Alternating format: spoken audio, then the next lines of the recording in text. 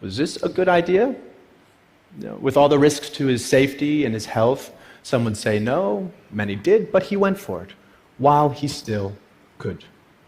And it was a glorious, marvelous trip. Freezing water, blistering dry heat, scorpions, snakes, wildlife howling off the flaming walls of the Grand Canyon. All the glorious side of the world beyond our control. Now, Frank's decision, while maybe dramatic, is exactly the kind so many of us would make if we only had the support to figure out what is best for ourselves over time. So much of what we're talking about today is a shift in perspective. After my accident, when I went back to college, I changed my major to art history. Studying visual art, I figured I'd learn something about how to see. A really potent lesson for a kid who couldn't change so much of what he was seeing. Perspective, that kind of alchemy we humans get to play with, turning anguish into a flower.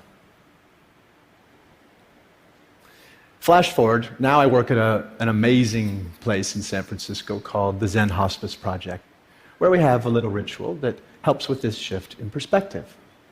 When one of our residents dies, the mortuary men come, and as we're wheeling the body out through the garden, heading for the gate, we pause. Anyone who wants. Fellow residents, family, nurses, volunteers, the hearse drivers too now. Share a story or a song or silence as we sprinkle the body with flower petals. It takes a few minutes.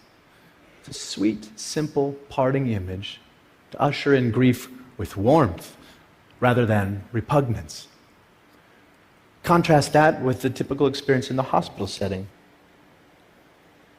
Much like this, floodlit room lined with tubes and beeping machines and blinking lights that don't stop even when the patient's life has.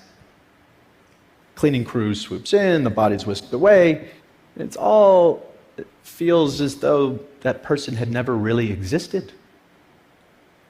Well-intended, of course, in the name of sterility, but hospitals tend to assault our senses. And the most we might hope for within those walls is numbness. Anesthetic. Literally the opposite of aesthetic.